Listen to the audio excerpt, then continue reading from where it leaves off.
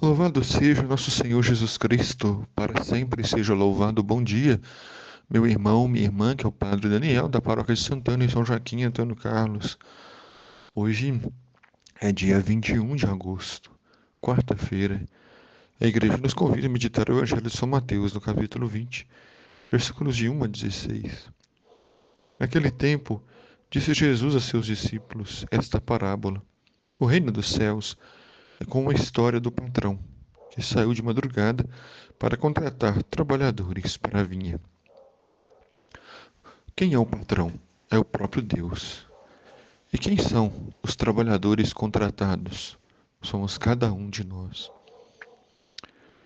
Ele combinou com os trabalhadores uma moeda de prata por dia e os mandou para a vinha. O que significa essa moeda de prata? Significa a salvação, que Deus quer conceder generosamente a cada um de nós. Às 9 horas da manhã, o patrão saiu de novo e viu outros que estavam na praça, desocupados. Ele lhes disse: Ide também vós para a minha vinha, e eu vos pagarei o que for justo. E eles foram. Nunca é tarde para trabalhar na vinha. Nunca é tarde para responder ao chamado de Deus. O patrão saiu de novo ao meio-dia e às 3 horas da tarde fez a mesma coisa. Saindo outra vez pelas 5 horas da tarde, encontrou outros que estavam na praça e lhes disse: Por que estáis aí o dia inteiro desocupados? Eles responderam: Porque ninguém nos contratou. O patrão lhes disse: Ide vós também para a minha vinha. Quando chegou a tarde, o patrão disse ao administrador: Chama os trabalhadores e paga-lhes uma diária a todos, começando pelos últimos até os primeiros. O patrão foi muito claro, foi muito objetivo.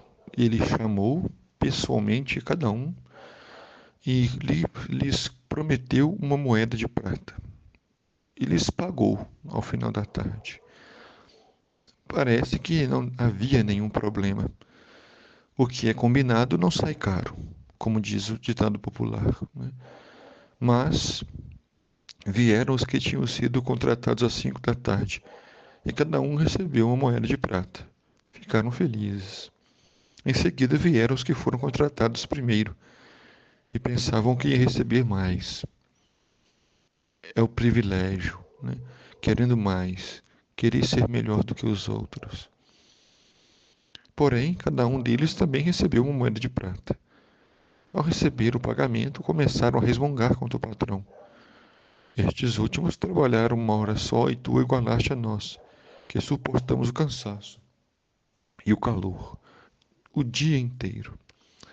Então, aqueles que foram contratados de madrugada ficaram nervosos com o patrão, chateados, e começaram a resmungar. Então o patrão disse a um deles: Amigo, eu não fui injusto ao antigo. Não combinamos uma moeda de prata? Toma o que é teu e volta para casa. Eu quero dar a este que foi contratado por último, mesmo que dê a ti. Por acaso não tenho direito de fazer o que eu quero com aquilo que me pertence? Ou estás com inveja porque estou sendo bom? Assim os últimos serão os primeiros serão os últimos. Na sua opinião, o patrão foi injusto ou não? Se fosse você, o que faria? Parece que foi injusto, porque os que trabalharam mais receberam o mesmo. Mas não foi injusto, porque ele combinou com cada um que foi contratado uma moeda de prata e ele pagou aquela moeda de prata que prometeu. O problema é que os que trabalharam o dia todo sentiram inveja, sentiram ciúmes, porque o patrão deu o mesmo valor aos que trabalharam pouco. Mas o que isso quer dizer para a nossa vida concreta? O que isso tem a ver com a nossa religião, com a nossa fé cristã? É que muitos, às vezes, são chamados ainda adultos ou idosos.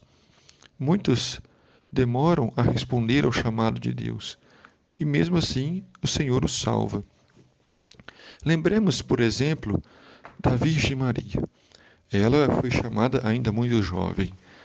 E assim, ela respondeu sim com muito amor. e levou uma vida inteira dedicada para Deus. E o bom ladrão, na cruz, arrependido, pediu ao Senhor: Senhor, salva-me, né? E Jesus disse: ainda hoje estarás comigo no paraíso. O céu será a morada da Virgem Maria e do ladrão arrependido. O ladrão que passou uma vida inteira no pecado, mas que se arrependeu e, ouvindo o chamado de Jesus, se converteu nos últimos suspiros da vida.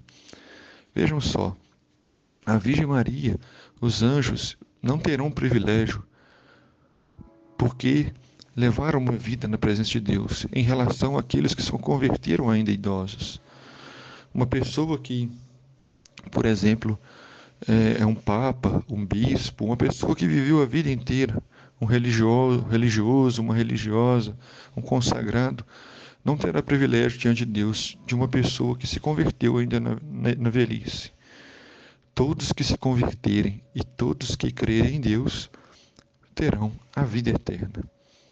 Deus é assim, é misericordioso, mas é também escandaloso. Somente quem o ama poderá compreendê-lo. O Senhor esteja convosco, Ele está no meio de nós. Abençoe-vos, Deus Todo-Poderoso, Pai, Filho e Espírito Santo. Amém.